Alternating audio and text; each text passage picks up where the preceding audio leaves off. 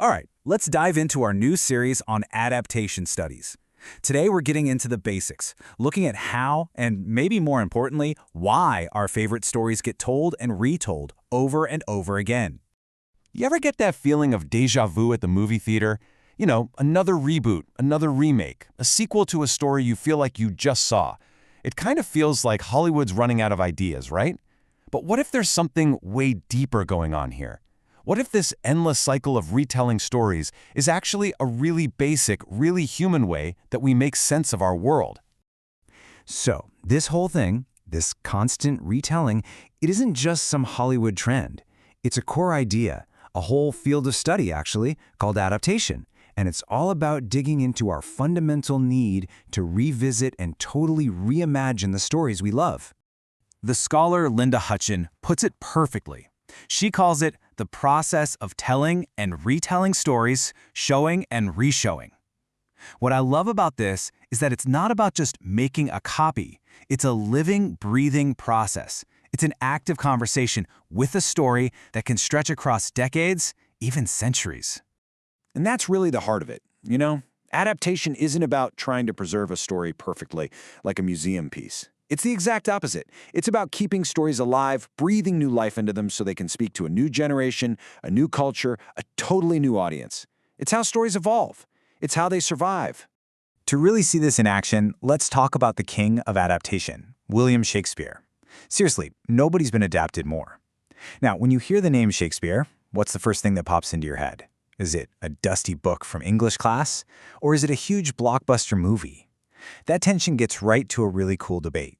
Is Shakespeare high culture or pop culture? Okay, so before we can answer that, we got to be on the same page with our terms. Generally speaking, high culture is the stuff that's seen as, elite or sophisticated. Think opera, classical music, that kind of thing. Popular culture, on the other hand, is just what it sounds like. It's what's popular with everybody else. It's the mainstream stuff, like a big summer movie or a hit song on the radio. So where does Shakespeare fit in all this? Well, it's tricky, right? If you're reading his work for a university class, yeah, that feels a lot like high culture. But what about watching a movie version starring Leonardo DiCaprio? That feels an awful lot like pop culture. And that's what's so amazing. Film, because it's such a popular medium, has become this incredible tool for adaptation, for breaking down the walls that might make Shakespeare feel like he's not for everyone. And to really see the power of adaptation, let's zoom in on one of Shakespeare's most intense and frankly controversial plays, Othello, and see how it's been completely transformed on screen. So, for anyone who needs a quick refresher, Othello is the story of this brilliant, celebrated black general in the Venetian army.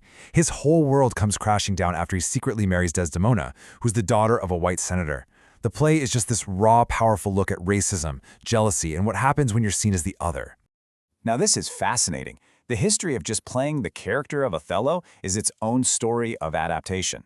For hundreds of years, the role was played by white actors using makeup, a practice we now call blackface.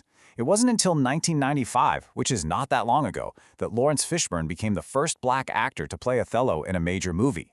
This timeline isn't just about acting styles changing. It's like a mirror reflecting society's messy, evolving, and often painful conversation about race. But adaptation can go even further, way more radical than that. What happens when a story doesn't just cross time, but it crosses huge cultural and national borders? What happens when you try to translate the very idea of race into something else entirely? Well, in 2006, the Indian director Vishal Bhardwaj did exactly that with his film Omkara. He took Shakespeare's story about racial conflict and totally reimagined it inside a completely different social world. Here's how he pulled it off.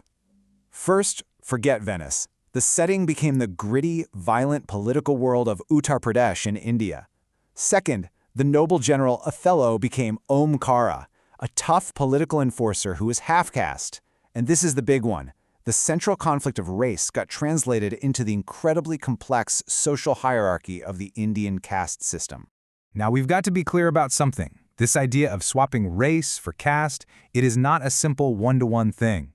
It's a huge creative swing, but it's also a really complex and debated idea. Some scholars point out that caste is a much more fluid system than race, and that trying to treat them as the same thing can be, in their words, a dangerous weapon. Bhardwaj's film doesn't try to solve this debate, but it uses the raw power of Shakespeare's story to make the audience think about it hard. Okay, so we've gone from Shakespeare's London all the way to a political thriller in India. Let's pull back for a second. What does all of this tell us? What's the big picture here? Why should you care about adaptations? At the end of the day, adaptations are so much more than just a remake. They are basically the engine of cultural change. They smash the walls between high and pop culture. They take these deep, universal truths about being human and drop them into new, challenging situations, forcing us to look at our own world and ourselves in a totally new way. Every adaptation is a conversation with the past, and at the same time, it's a brand new piece of art for right now. Which leaves us with one last big question to chew on. Shakespeare was writing for his audience over 400 years ago, and here we are, still adapting, still arguing about, still reimagining his stories today. So it makes you wonder, what stories are we telling right now that will have that kind of staying power? What will people 400 years from now see in our stories that they'll think is worth retelling?